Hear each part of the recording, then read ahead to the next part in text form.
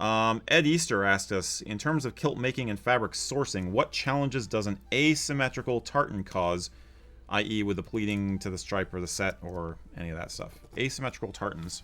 Okay. Asymmetrical tartans are different. There's, I would say, 3 to 5% maybe of tartans are asymmetrical. The majority are symmetrical.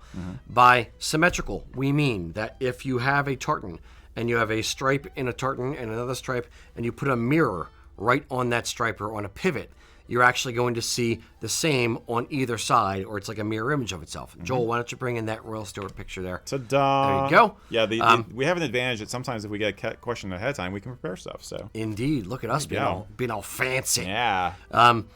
If you draw a line straight down the center of that A or straight down the center of that B, and you put a mirror right there, it will look the same on both sides. Now, Joel, grab up the other one, the Buchanan tartan one, and we're going to show you an example of an asymmetrical tartan. So for an asymmetrical tartan, let's pick the white line in the red there. If you put a mirror right on that white line in the red, one side is going to have yellow, one side's going to, the other side has green, so it's not going to look the same right or left. So you see how we have it marked out as like A as the green section, B as the red section, C as the yellow section. It repeats that way. It goes A, B, C, A, B, C, A, B, C versus A, B, C, B, A.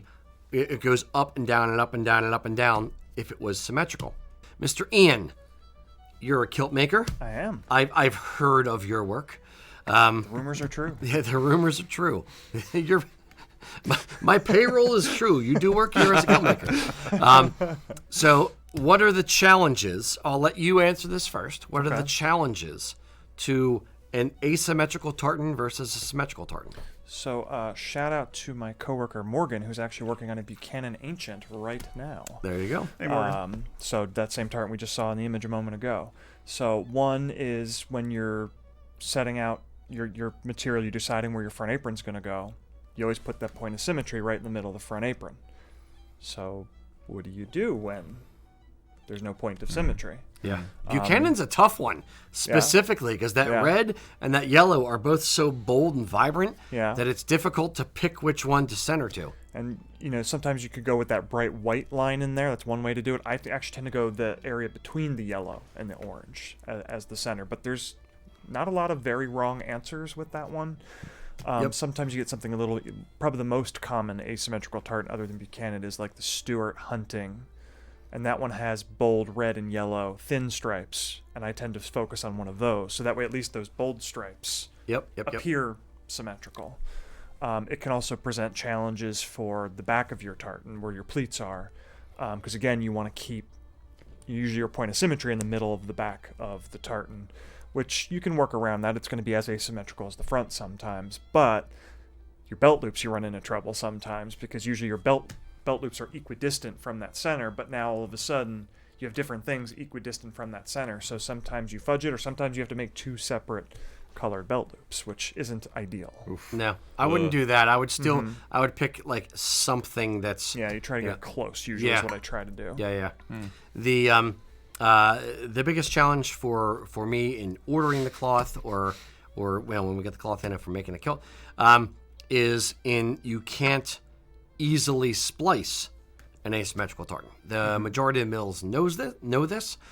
So for asymmetrical tartans, they will sell the fabric single width. Whether they weave it double width or single width, they'll still sell it single width. So hopefully you don't have to splice it. I'm going to challenge Tom or Joel, whoever edits this video. If you take Buchanan tartan and you cut it straight down the middle, and then, there it is. If you cut it straight down the middle and then flip the top section 180 degrees, you have just reversed the pattern. So it will not work. What you have to do is cut it down the middle and then slide the top section to the right and drop it down. The problem is now you have a cut edge at the bottom on one side and a traditional kilt selvage on the other side. So an asymmetrical tartan is very difficult in that way if it is not single width where you have a good edge running the entire length of the cloth. That's the biggest challenge, so to speak, in asymmetry. It's a pain in the butt. If you're designing your own tartan, don't make it asymmetrical, please. It's annoying. It may look nice, but it's annoying from a kilt maker's perspective. Annoying. If you want us to still like you anyway. Right. Indeed.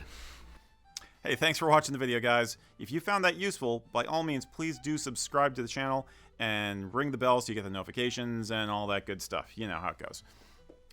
Cut! That's a wrap, people. Let's get it out of here. I wasn't done. I wasn't done yet.